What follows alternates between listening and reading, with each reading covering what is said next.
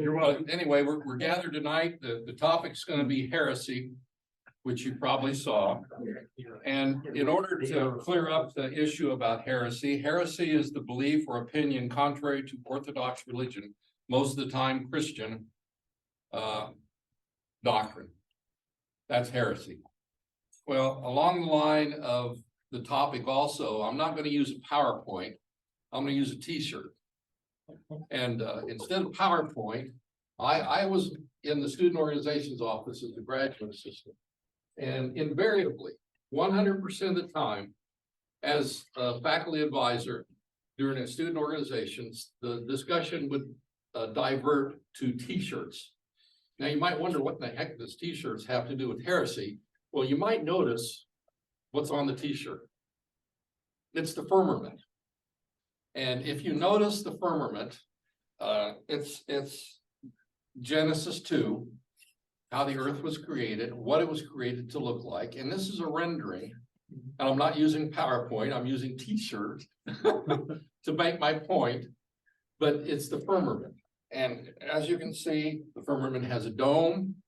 Inside the dome is the sun and the stars, supported by the earth is supported by pillars in the firmament, and it's summed up.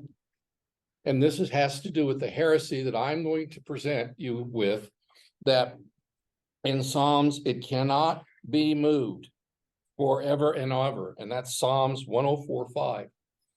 That's part of the heresy that I'm going to talk about, and it has to do with Copernicus's influence on Galileo. What happened to all the turtles that are supposed to be? And the turtles, that's another religion. That's not Christianity. This is Christianity, but good point. Very turtles all the way down. That ain't Christianity.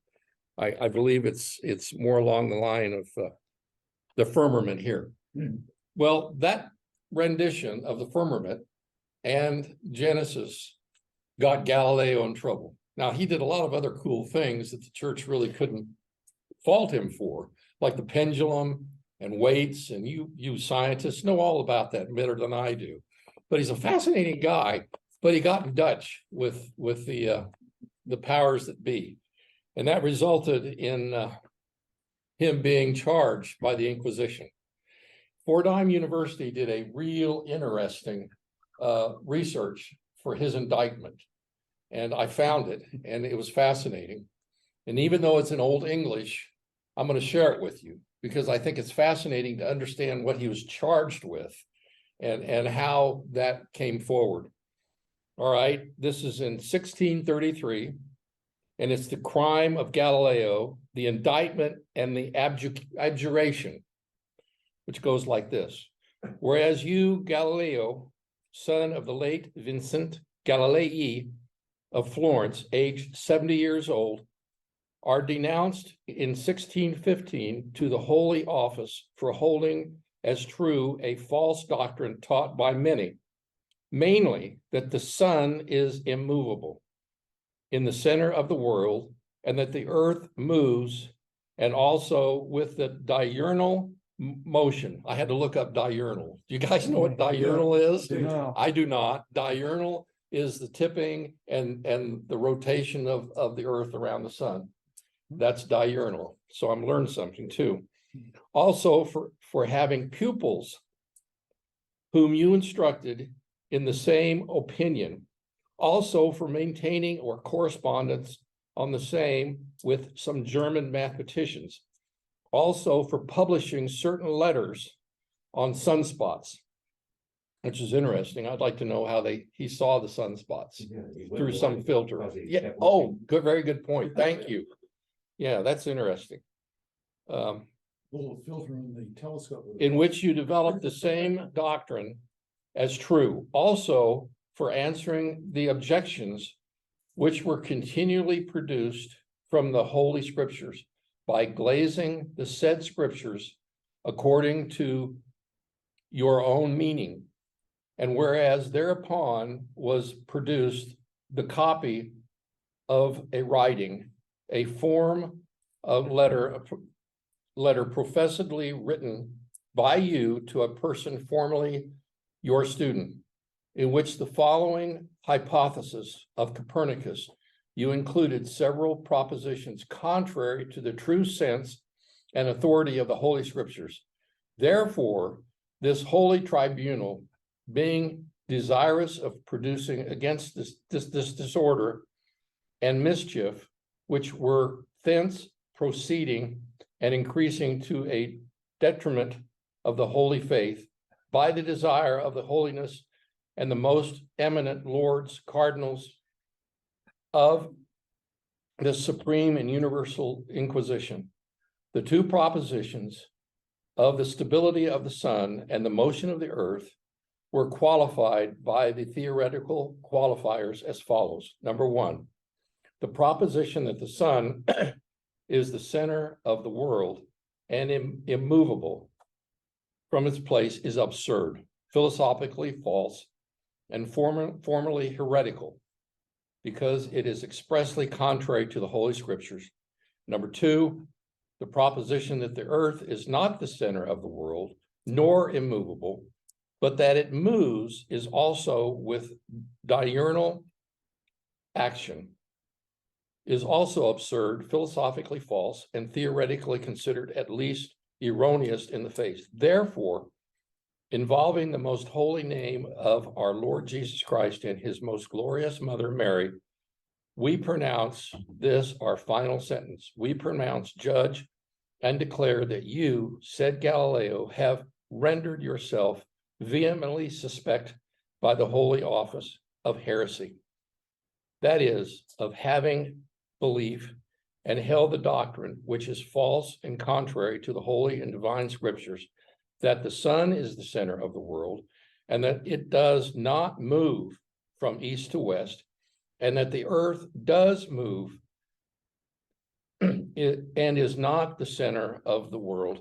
Also, that an opinion can be held and supported as probable after it has been declared and finally decreed contrary to the Holy Scriptures, and consequently that you have incurred all censures and penalties enjoined and promulgated. They don't use periods back then, you know? They don't use periods. The canons of this general and particular constituents after delinquents of this description, from which it is our pleasure that you be absolved, provided that with sincere and heart and unfettered faith in our presence, that you abjure, censor, and detest the said errors and heresy in every other error of heresy contrary to the Catholic and Apostolic Church of Rome. Well, he abdicated. He took back everything that he had hypothesized, but it's written that on the way out of this injunction, he did comment, but it really does move. So obviously he was not really. Actually, the sun isn't that. That's right. It was around the Milky Way. That's right.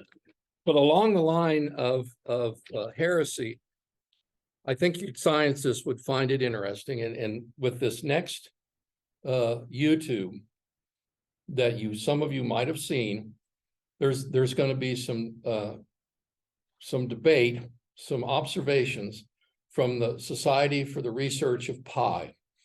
Now you're going to recognize some of the people here as members of the current club, and I hope it's not something you've already seen, because obviously it's satirical. I meant to present it as a bit of satire, but it brings up a very interesting point and background information about why this was produced. A group of colleagues at the university were being pressured, and maybe you can relate to this, you too, that creationism was all coming to the fore to be presented as an academic discipline in the science classes. Well, from what I understand, Sam Dix, being the commentator of this presentation, put this together, and it's really quite good satire, and it puts out the point that pi, biblical pi, is 3, not 3.14159, but 3. And they point out the reasons biblically that it's indeed 3. So Second King, wasn't it? yes, that's right. And I'd like to call out that being presented now, if you would please, Mike. The following program has been produced under a grant from Rosenblatt's Cut Rate Drugs, Sterile Leeches, Our Specialty, with additional funding from Ernie's Storm Door and Family Counseling Service. Investigate our All Seasons Family Protection Plan. Nestled in the scenic Flint Hills of Kansas is the Institute for Pi Research, which is destined to change the teaching of mathematics in our public schools. We asked Dr. Samuel E. Dix to explain the nature and purpose of the Institute. The Institute for Pi Research is a nonprofit, nonpartisan, non-sectarian educational research organization. The worldwide headquarters are in Emporia, Kansas, and we have over 100 charter members, and we are increasing daily. We are in some ways similar to the Institute for Creation Research, which is concerned with the teaching of special creation on an equal basis with the teaching of evolution. But we have a much more serious cause than that organization with which we are not affiliated. That is the teaching of pi as 3, as it is proclaimed in the Old Testament, rather than the more modernistic teaching of pi as 3.14159, etc. We think this problem is more insidious than the teaching of evolution in our public schools because pi is taught on the elementary school level when children are easily brainwashed. We want at least equal time given to the teaching of pi as 3, along with the more modernistic 3.14159. And similar to the Institute for Creation Research, we want to further legislation to ensure equal time for our teaching of pi with the more modernistic pi, just as they wish to have the teaching of special creation on an equal basis with the teaching of evolution. Research librarian Barbara Robbins is the Institute archivist. Mrs. Robbins was asked to enlighten us on the earlier background of the pi controversy and the biblical passages pertaining to the value of pi. We know that Archimedes is credited with developing the method for calculating pi. And we know that mathematicians through the many years since have been quarreling over the number of decimal points pi can be computed and the means for doing that. The height of excess has been reached in the last few years in the computer age when computers have been programmed to calculate pi to over 500,000 places. But what about the one true archive, the document of documents, the Bible? In approximately 1000 BC, almost 800 years before Archimedes, King Solomon's temple was built. And the Old Testament tells us that pillars of bronze were cast, and their circumference was 12 cubits, not 12 and some left over. Outside the temple was a molten sea, or, as archaeologists believe, an immense bronze basin resting on the backs of 12 bronze oxen, which, as the Bible tells us, was round, was 10 cubits from brim to brim, or diameter, and a line of 30 cubits measured its circumference. Solomon's temple stood for almost 400 years. If the builders had used an erroneous figure for pi, would the temple have stood so long? The Chinese were using 3 for pi as early as 1200 BC, and they invented the decimal system. This is certainly scientific and historical evidence in support of teaching pi as 3. For the last 2,000 years, Christians in the Western world have been concerned about the pagan concept of pi as 3.1416 plus. Entire libraries have been burnt by the church fathers, condemning mathematical works as those of the devil. As late as 1897, a physician introduced a bill in the Indiana State Legislature entitled, "A Bill Introducing a New Mathematical Truth," and offered it as a contribution to education. In Section 1 of the bill, Dr. Goodwin declares that the diameter employed as a linear unit according to the present rule in computing the circle's area is entirely wrong, and then proceeds to explain the correct way. The bill passed the House unanimously and would have almost certainly passed the Senate if a mathematics professor had not stepped in at the last minute and convinced the senators to vote it down. The Senate voted to table the bill indefinitely, where it has been ever since. Now let us turn to the present. This is a research institute, and Dr. Robert F. Clark is the director of research. I asked Dr. Clark to summarize some of the results of the Institute's research activities. The Greek letter pi is founded on 3 and not 3.1416.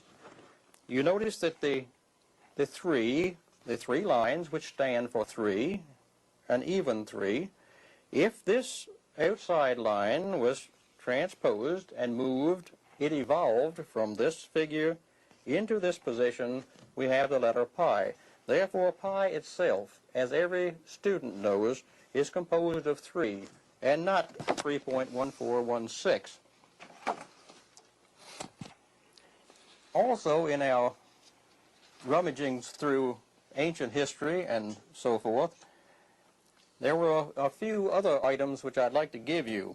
One is that in early times, Anaxagoras in 428 BC first spoke out concerning the use of the wrong pi, and for this he was sentenced to die. The executioner picked the wrong plant, so instead of being poisoned by hemlock, he only got stoned. We found that Troy fell because they utilized the short pi, so their chariot wheels were smaller than those of the Greeks. This gave the Greeks, who used a long pi, the mechanical advantage of using larger wheels. After this, the Trojans had the slogan, "Beware of Greeks bearing pies." And this has been challenged. There are 2 North Poles. The magnetic North Pole in this position and the true North Pole. There are 2 North Poles because an early cartographer, N.S. Meridian, drew the circle here using the wrong pi. And forever after, this pi has been known as the Eskimo pi. Navigators use the long pi, which is the 3.1416, in their calculations of the Great Circle routes. And no doubt they could shorten this trip if they had recourse to the short pi. Aviators who have navigated in this manner swear by it. And they call it the true fly pi. This was first espoused by the late A.P. Doughty. I've also just recently found out a fact about the War for the Confederacy. This was lost by the South, I guess, as you know, perhaps in large measure because the round shot which the Confederates used was manufactured by an adherent to the short pi, and the Northern soldiers used the round shot, which was manufactured on the long pi. This gave them the advantage then of having more effective shot because it was larger. The squabble between long and short pies is not something that has just happened recently. It has gone all through history. Pythagoras, the early Greek mathematician and philosopher, about 500 years before Christ, said this. Pythagoras himself said several centuries ago, "I shall draw no line before its time." I have one other thing, a bit of evidence which was manufactured to show graphically how much you could save on using the short pi in opposition to the long pi. This wheel was manufactured using the long pi, and if we use the short pi for the diameter of this wheel, we would find that we could remove from it this much. Now this wheel could be shortened by this much and with a savings of this much material. Therefore, recourse to the short pi would be essential for our conservation of natural resources. After we left the research director's office, our minicam crew walked along the halls and discovered others equally engrossed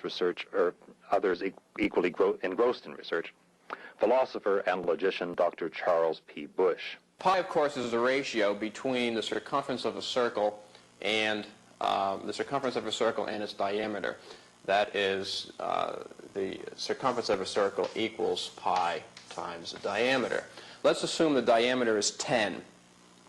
And if we use the traditional pi, that is as an infinite decimally expanded number, here's what happens.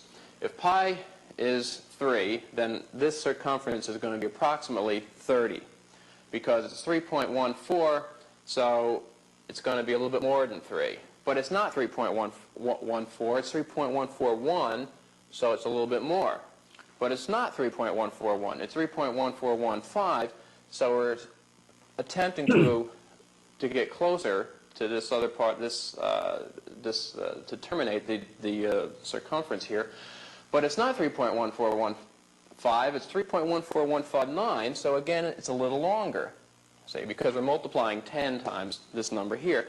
However, traditionally, pi, the traditional theory, is an infinite number, which means that this gap in a circle will be infinitely small because you can continually increase the size of the circumference but never terminate it because it's going to be a gap. There'll be an infinitely small gap there. If you round it off, as some people are wont to do, into 3.14116, 9 being greater than 5, what will happen is that number, 3.1416, is greater than 3.14159. Hence, your circumference is going to overlap, and obviously it doesn't do that. Why? Well, because you'd have more than one circumference. You'd have a circumference and a part, but circles only have one circumference. Biologist Dr. John Ransom.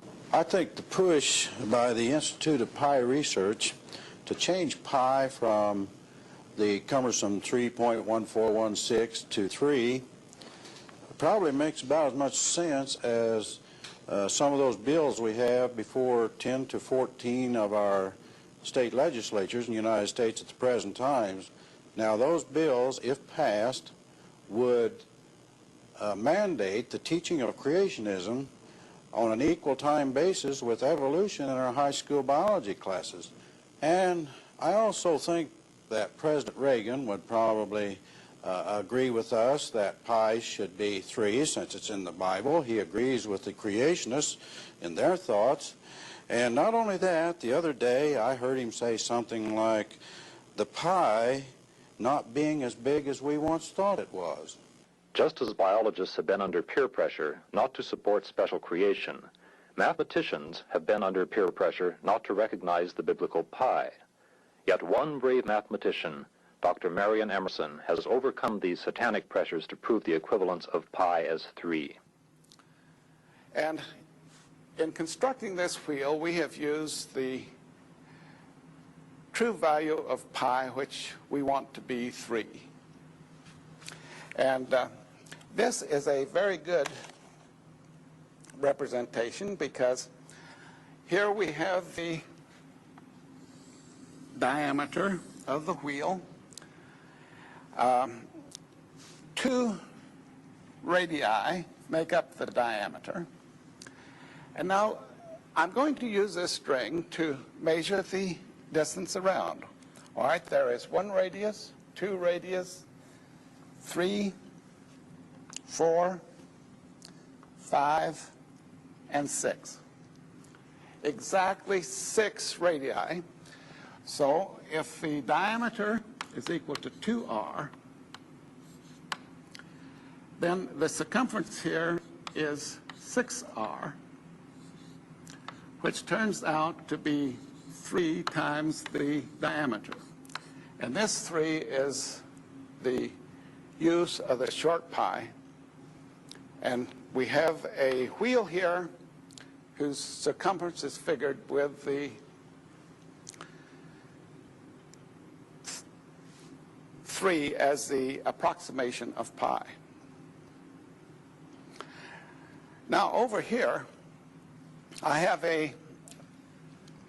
another representation, and I am wanting to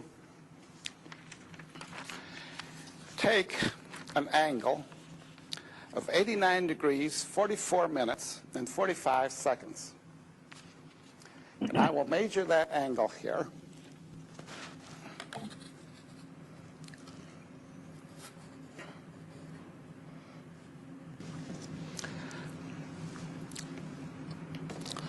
I have made a computation of the circumference of this circle.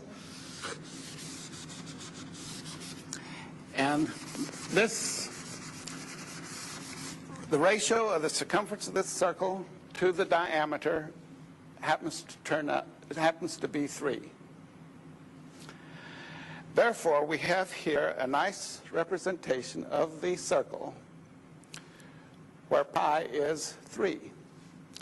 Now, as you observe this, you'll say, well, it has flattened tops. Well, that is all right, because scientists tell us that if you look at the Earth is flat at the poles. So this shows that God created the Earth using 3 as pi. And furthermore, when they decided to measure the meter as the distance from the North Pole to the equator, they computed this distance using the long pi, 3.1416, and they came up and it's an error. So that the meter is no longer what it was supposed to be. You are a brave man, Dr. Emerson. Now if you can only get rid of those flat sides on your circle. The pi cause has also reached the attention of those people in our public schools who have not been completely brainwashed. Due to a strong family environment, this one student expressed a view counter to the secular humanist religion which dominates our schools in the name of science. Emporia High School student Jan Underwood. So I thought maybe we should start an organization for the high school students, like, a branch off of the math club, a lower crust organization, if you will. I know that the other kids are interested. We talked about it in math, and one time I went into the physics room and the teacher said, oh, well, I'd like to see a circle where the circumference is 3 times the diameter. So I went to the board and drew one. And I don't think he believed me, but, you know, people are interested in it. There are other organizations like BYF and Youth for Christ. I think we should have a Youth for Pi. It would be a very pious organization. Archivist Barbara Robbins visited with us also on the attention received by scientists throughout the country who remain true to the old values in spite of peer pressure. The archives of our institute are growing rapidly, and we are receiving support from people throughout the country. For instance, a college professor from Colorado wrote a letter to the editor of the Emporia Gazette in which he states, "When I think of what the founders of the Institute have done, my mind is boggled. To relieve, if only in part, the sufferings of countless geometry students throughout the world is a humanitarian act. As I think back to those days long ago when I struggled to find the circumference of a circle in my geometry class, I am tugged by a small strain of melancholy at the realization how much easier life would have been if only I had known that pi was really 3. My teacher's perverse dogmatism in insisting that pi is 22/7 only illustrates the narrowness of the thinking of those times." He goes on to say, I intend to do all I can to help in this great cause. I'm going to circulate my copy of the Gazette among my colleagues. I also intend to begin a campaign to see that the 21/7 concept is given equal time in the math classes in all the schools of Colorado. One of our most important pieces in our archives comes from 7 mathematics professors at Texas Tech University. They sent us a letter saying, "We, the undersigned mathematicians, having learned of the existence and work of the Emporia Institute for Pi Research, wish to lend our heartiest support to this most worthy project. It is vital to resist the demonic pressures of the age that hound otherwise sensible men and women into using the godless long pi. With dedication and hard work, we foresee the reestablishment of the scripturally sound qubit system. And we do intend to work hard and with much dedication."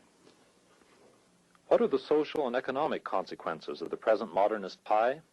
We ask this of Dr. Lauren Pennington, an economic historian specializing in the history of the Studebaker Corporation. Now, I'm a longtime student of the American automobile industry, and I've come to the conclusion that much of the automobile industry's trouble today is this inability to measure the circumference of a circle correctly. For example, here we have been getting these gallons of oil from OPEC. Now, a gallon of oil is a given volume of oil. But what has happened to us is that they have been giving it to us in barrels that they claim contain 42 gallons, but because they calculate pi incorrectly, the barrel actually only contains a little over 40 gallons. So every time we buy a barrel of oil from OPEC, we're being gypped almost 2 gallons. Besides that, you wonder why your tires wear out so fast? The reason they wear out so fast is they're not as big around as they claim they are, and they go around more times per mile. If we just calculate pi correctly, the American automobile industry would be in a lot better shape than it's in. Dr. Phil Renard, physicist and Institute stargazer, discussed with us the question of pi in the sky. When I was just a lad growing up here in central Kansas, I used to lay out in the wheat fields at night, look up at the stars, and see the twinkling going on, wondering, what is this twinkling? Does it mean something? Is there a message to it, or is it just something random? Well, at the time, I was too young to know. And when I got older, I thought then I understood that twinkling was merely a random event in the atmosphere.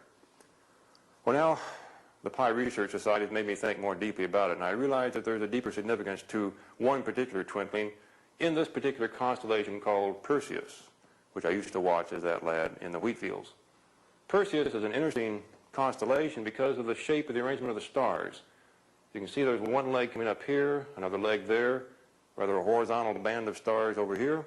If you complete those by connecting the dots, as I used to do as a lad in Kansas, sure enough you get pi, the classical Greek symbol for pi. That's a tip-off that we should be paying attention to this constellation in a different way than we normally do. In particular, one star that doesn't just twinkle, but alternates in its light intensity is Algol. This star, Algol, is within the constellation Perseus. Algol is a very fascinating star because the light gets brighter, dimmer, on a very regular pattern that takes 3 days. Now that's kind of a coincidence here. Perseus looks like a pi.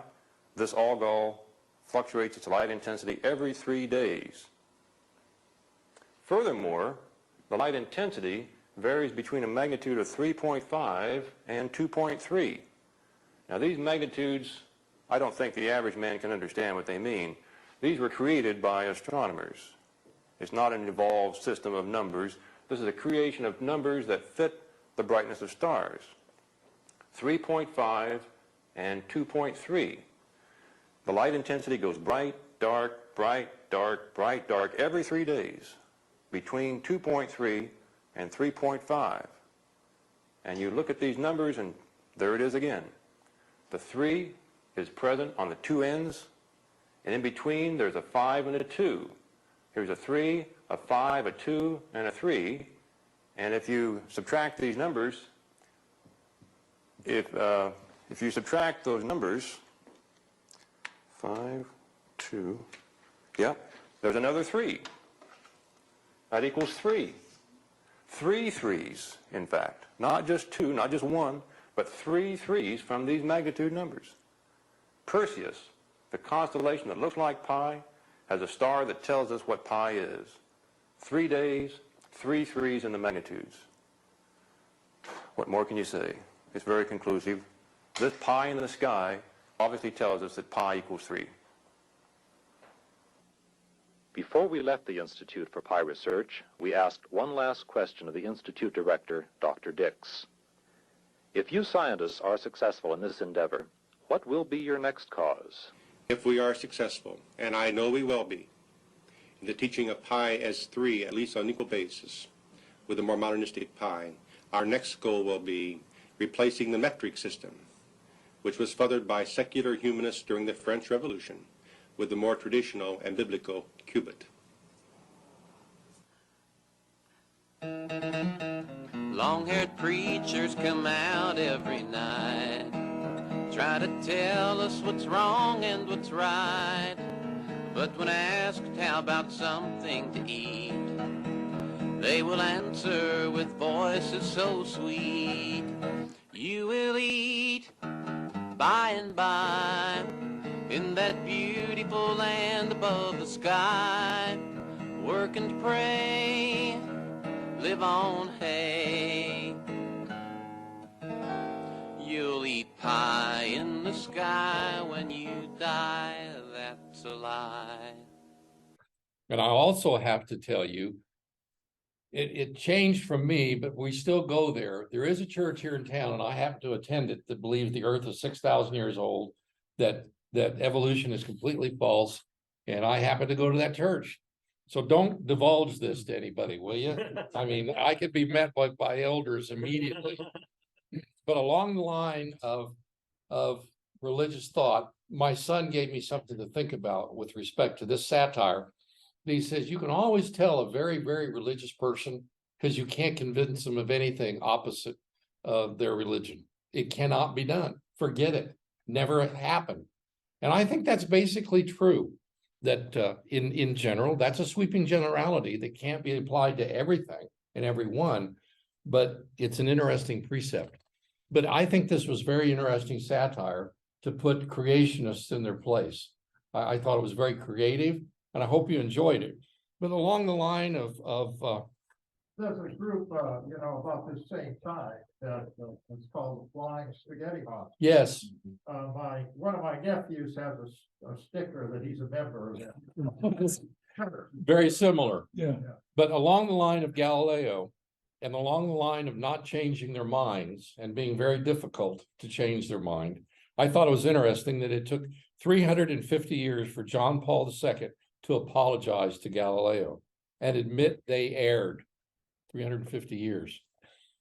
They apologized. The apology came in 1992. They admitted that the earth was not the center of the universe.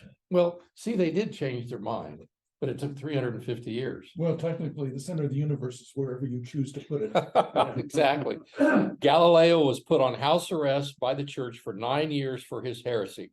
He died under house arrest at the age of 77. He established many of the theories like the pendulum, gravity, many things that were quite interesting that the church didn't go after him for, but they definitely went after him in this issue. And then again, there are massive differences between NASA and the description of the natural world and the Bible's description. When faced with such opposing models of the cosmos, we must ask ourselves, who is telling the truth? Should we believe NASA or the Bible?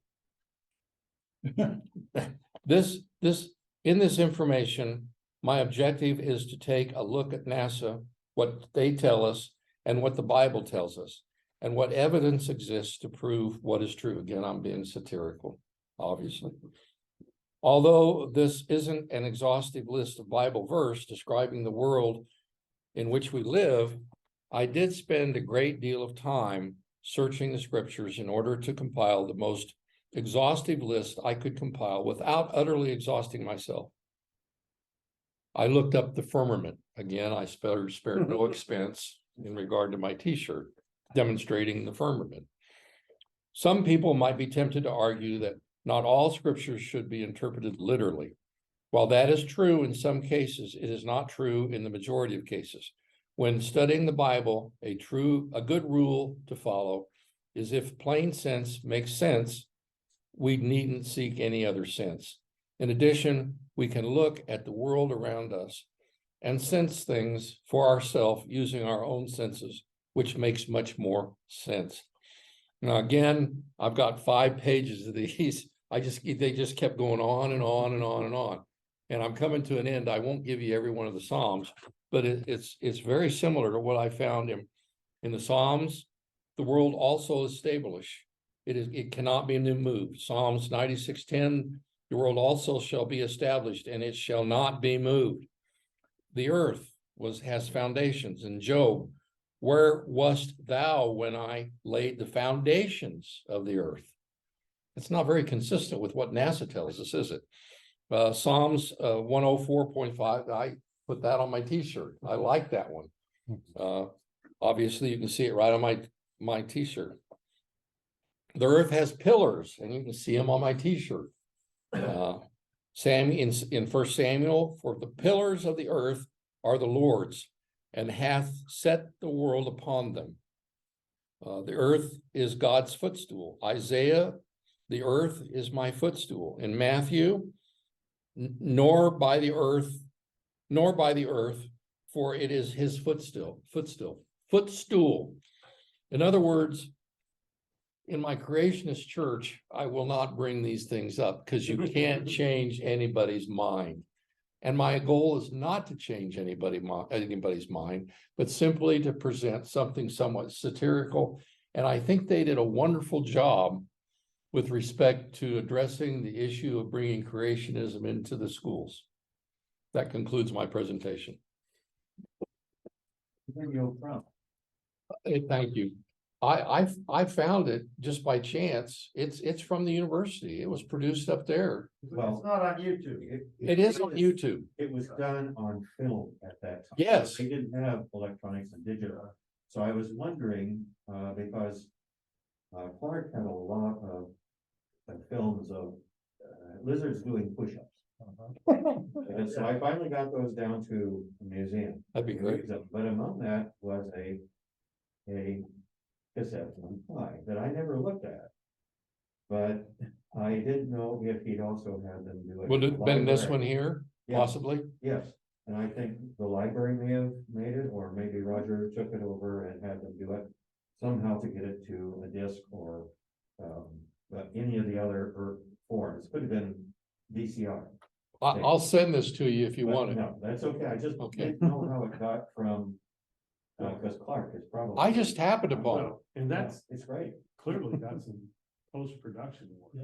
I mean, it was done on film, then somebody went back in and put the And pilots this and and that that, yeah. kind of stuff, so. I typed in Emporia State and it popped up and I couldn't resist it. Okay, so it may actually be a part of the archive. It might of the be. Library. Yes. It is. Is Bart Robbins still around? I don't know. Bart Robbins? Not around here, I don't think. No. Well, I have to share this with you. Lauren Pennington and I have come across each other's path, and I took him to the opera in Kansas City. And that was quite an experience because he can't hear anything. But to this day, he continues to point out his expertise and knowledge of Studebaker. Every time I see him. I mean, it's just every time I see him, he points out the information on Studebaker. Who is the current biology person that would still know this? Oh, no. Oh, okay, because No, I thought they're gone now, just doing it. I think the only one still living on that is Lauren Pennington. Well, Mel Storm was the voice. That's right. That's Mel's voice. Yeah, okay. As a corollary to your T-shirt, I have one that says the universe is composed of electrons, protons, neutrons, Has been and produced. And frankly, that's the way I put a lot of these extreme views that religion generates in the population. All the way from the flat earthers to everything else. It's the greatest placebo humanity's invented. Believe all this stuff and you'll be happy, live forever. One of the reasons I've learned not to argue with my church, and I go there because my wife likes it. She likes the people. She speaks Aramaic, the original language. But it's incredible the spin they can put on creationism. You know, it's absolutely incredible. And when you go to, they have special presentations, and I almost got exiled from my church when I went to a creationist presentation. And I said, okay, what part of the firmament do you believe in? And do you really think Galileo should have been hung? That didn't go very well. And I've learned not to do that anymore. It doesn't prove, and they won't change their mind. The JWs, the Jehovah's Witnesses also have a view of the earth being 6,000 years old. Really? Yes, it definitely, they have an answer. I've been discussing this with somebody I have. It's a spin on everything. They have a spiel on all fossils and everything else. I wish Kevin Church, and by the way, I'm Bill Hartman. We forgot the introduction. Oh, Right there. It doesn't matter. I'm new at this job. But along this line, I wish Kevin Church was here because he could correct me. You know, I'd like to be corrected if I'm wrong. But my son pointed out, who's really been reading Zen, that in general Zen, it doesn't have these difficulties. It tries to reconcile itself with existing science and knowledge. And that's quite contrary to what the creationists want to do. I'd like to be corrected on that if I'm in error. How unusual that religion doesn't want to make you side with it, but you wants to side with what's real. Yeah, good point. You know, I used to teach research to my juniors in high school, and we were discussing sources, and what were acceptable sources and not acceptable sources. And I said, well, you know, you need to be using true facts, true evidence in order to support your claims, whatever your claim is. And one of the students said, well, how do you know something's true? Because, and she then said, because everything in the Bible is true. I said, well, okay, first of all, it's a public school, so I appreciate your belief that everything in the Bible is true, but this is a public school, not a Christian school, so that's for you, between you and your parents. But I said, from my perspective as somebody who teaches research, things that are true are provable and repeatable. And falsifiable. And falsifiable, yeah, very good. And Falsifiable. Yeah, but if I said, for instance, I can take 2 sticks and add 2 sticks to it, and I get 4 sticks. I can take 2 apples and add 2 apples to it, and I get 4 apples. I can repeat it over and over and over again. And so that becomes true. We can prove that it's true. So limit yourself to those sources. And I said in the academic world, the way we do that is by vetting. And that's generally done by journals, peer-reviewed journals that require, and I use my dad as an example. My father develops cold fusion, which he didn't, by the way. Or I would have driven a nicer car down here. But That's an untrue fact. and before he gets to claim all the glory and the money and all the stuff that he gets because of that, his equations and his experiments and all that stuff are going to be sent to universities around the world. And if the majority of them write back and say, yeah, it works, then kudos to him. But in reality, they're going to write back and say, doesn't work, he's making up his facts. And when I taught this, I always had a website that was, you remember the North Korean scientist who claimed that he had cloned a person? Yes. So that was my example. Okay, here's somebody who's making a scientific claim that he's not willing to subject to peer review because it doesn't work. So anyway, so that's kind of my take on this whole The thing. thing that's most overlooked is that falsifiable routine, because if you have a theory that seems to work, and then you find one crucial example that proves it wrong, then your theory is flawed. Right. Not necessarily false, but it's flawed. Yeah. And Overly broad. yeah.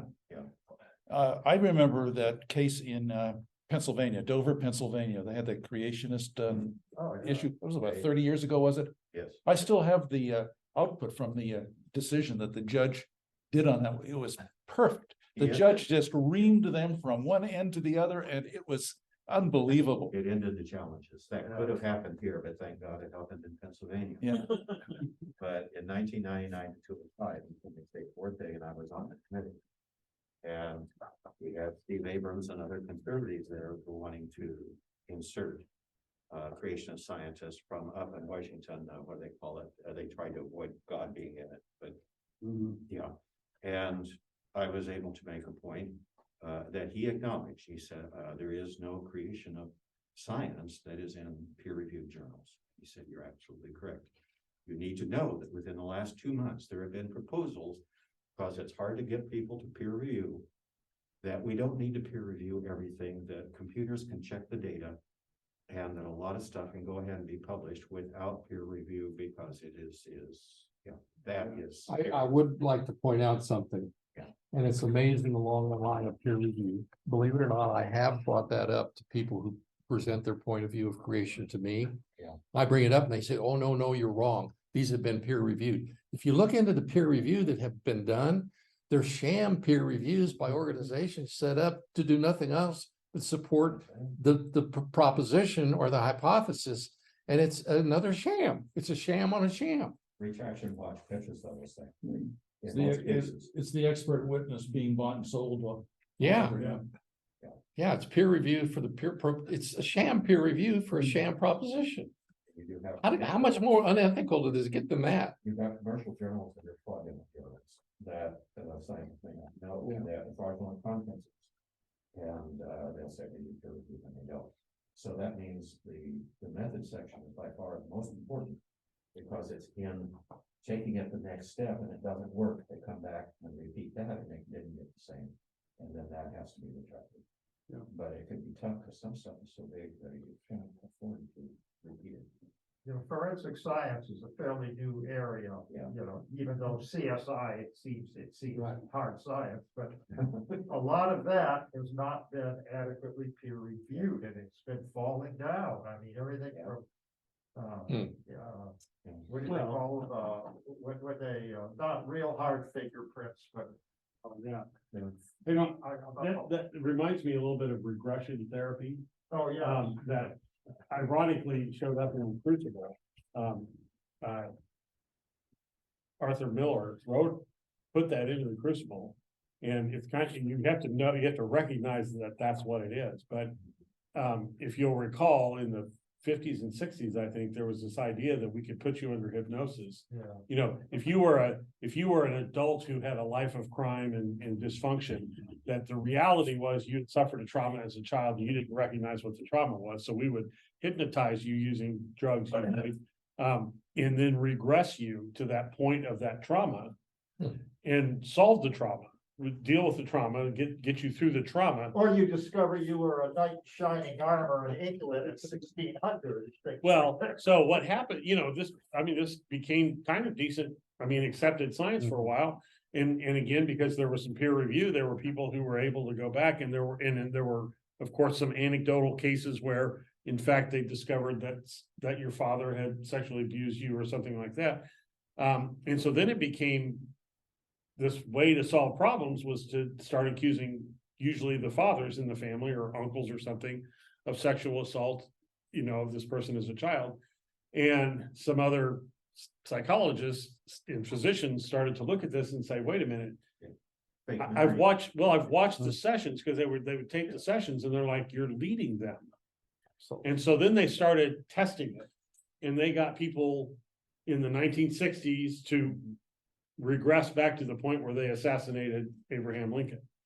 You know, just things that physically couldn't have happened. And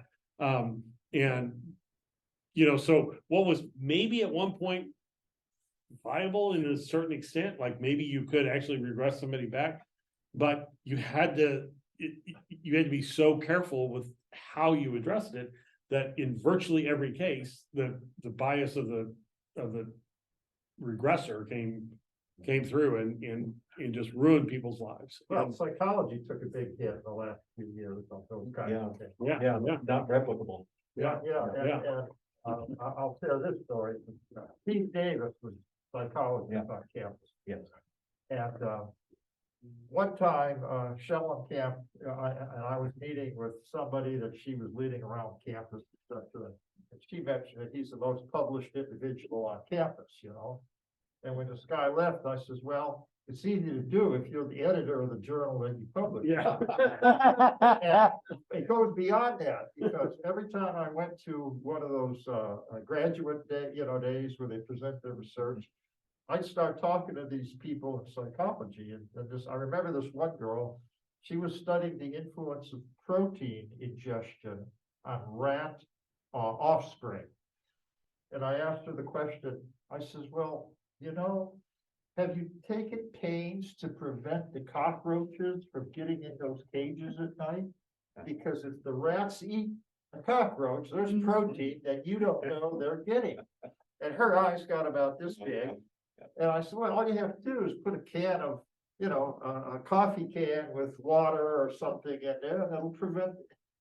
I offered on many occasions to sit in on some of the, be a, what do you call it, outside, member of the committee. Never got asked. Along the line of what you're recommending, I was a Gandy dancer for a while in Atchison, which was a railroad town. All us Gandy dancers would take a little can of kerosene to put on the base of the bed That's right. to keep the bed bugs out. Yeah. We carried our own kerosene. But here's what, yes, that's right, that too. But along the line of a phenomena that's interesting, that's what I call it the Trump effect to society. I've watched this. The only church that's doing major expansion is my Creationist church. That's the only church in town that's growing. Well, Isn't that an interesting phenomenon in regard to heresy and basic collectively, beliefs?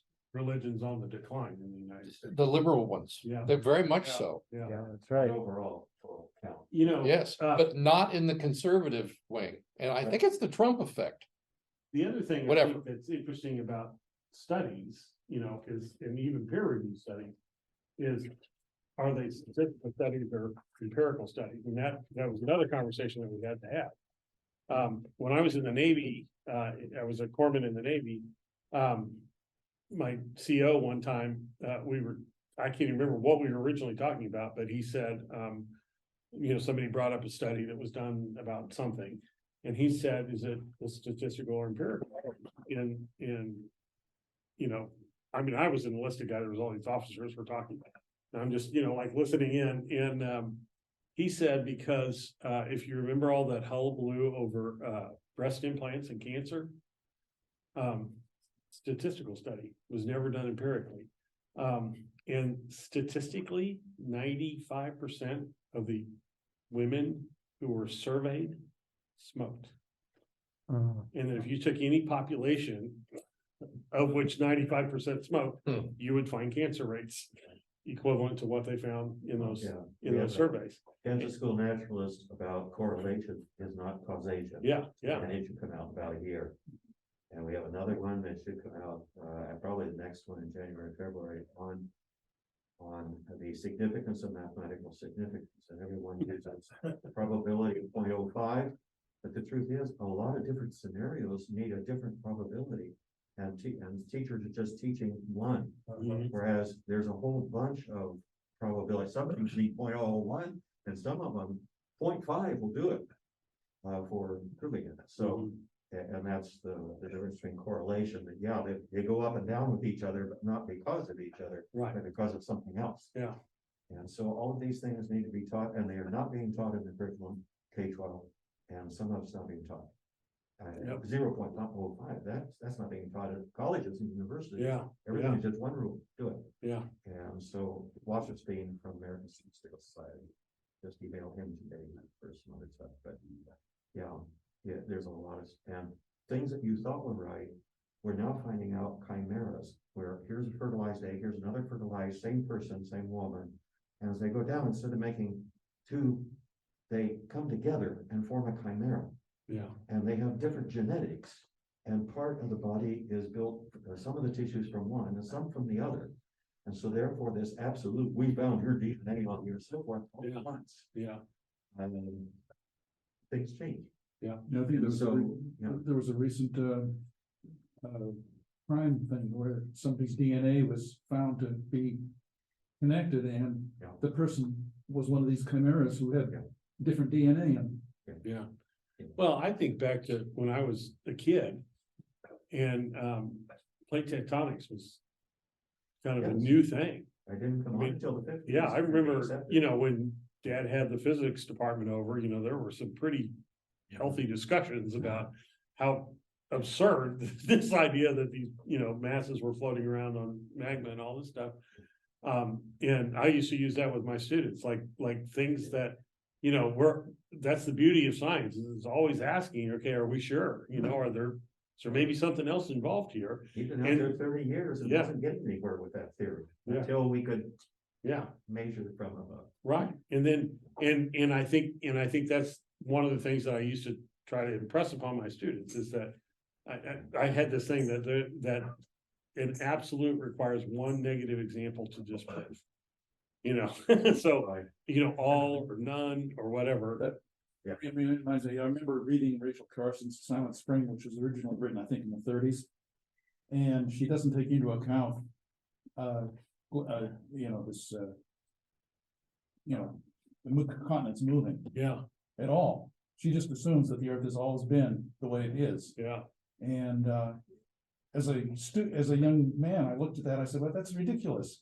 We know that the earth has changed over time, and, you know, I was young a long time ago, so. You saw it.